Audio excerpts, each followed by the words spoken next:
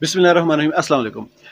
अल्लाह ताला इस मुल्क पे अपना खास करम फरमाए और इस मुल्क का बुरा सोचने वालों पे अपनी लानत फरमाए और उनको निशान इबरत बना दे। तो आगे चलते हैं। बिलाखिर जो इनसे कुछ भी ना हो सका तो इन्होंने इमरान खान के ऊपर, जो हमारा मेन स्ट्रीम मीडिया है, उसके ऊपर उनका फ़ोटो चलाने दिखाने या उनका नाम चलाने पे टोटल पाबंदी लगा दी।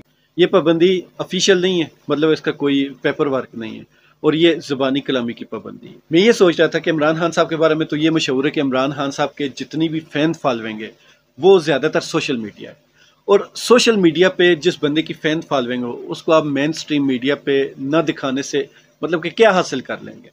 और वैसे भी इमरान खान साहब की तकरीर या उनकी स्पीचें या प्रेस कॉन्फ्रेंस वगैरह तो वैसे भी टीवी पे दिखाई नहीं जा रही थी।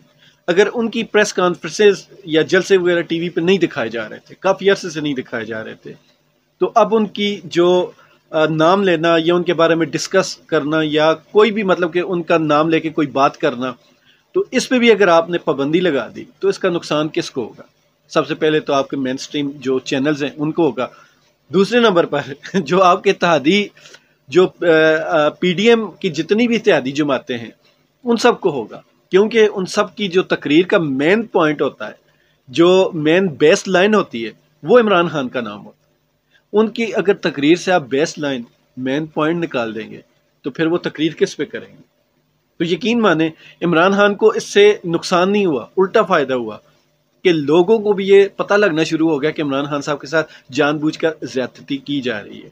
तो उस ज़्यादती के रद्द-ए-अमल के तौर पर अब लोग उनको और ज़्यादा फॉलो करेंगे, और जिन्होंने की है उनको पहले भी लोग देखते ही नहीं थे। उनका अपना जो नेशनल टीवी है उस पर भी कोई 400-500 लोग देख रहे होते हैं, ये भी मैं बहुत ज़्यादा कह रहा हूँ, तो शायद कोई पीक आवर्स में इस तरह का उनकी व्यूवरशिप हो। लेकिन अब ये तकरीरें नहीं करेंगे तो इमरान खान का नाम लिए बगैर तो कौन देखेगा, और तकरीर उनकी मुकम्मल कैसे होगी? तो इनको तो जब भी कोई कॉमा या फुल स्टॉप लगाना हो या सांस लेनी हो तो बीच में इमरान खान का नाम ले लेते हैं। तो ऐसी सूरत में अब ये तो गए। अब मैं ये सोच रहा हूँ कि सबसे ज़्यादा जुल्म इमरान खान के साथ हुआ या पीडीएम खुद के साथ कर रही है, ये सोचने वाली बात है। लेकिन यहाँ उड़ती उड़ती एक और ख़बर भी सुनने को मिली कि मेन स्ट्रीम मीडिया के बाद अब ये जो सोशल मीडिया सार्फिन है, ख़ासकर इमरान खान साहब के जो सपोर्टर हैं, उनके ऊपर भी कोई ना कोई ये पाबंदी लगाने की सोच रहे हैं। ये उड़ती उड़ती एक खबर सुनी, और यहाँ पाकिस्तान में आजकल जो सीधी खबर भी होती है वो भी उड़ जाती है। तो उड़ती उड़ती सुनने का मतलब ये है कि पाकिस्तान में इस वक्त कोई भी खबर कंफर्म नहीं, और कोई भी अफवाह ये आप कह सकते हैं कि झूठी नहीं हो सकती। अफवाहें भी सच हो जाती हैं और अच्छी भली खबरें भी झूठी साबित हो जाती हैं, अच्छे भले फैसले भी हवा में उड़ा दिए जाते हैं।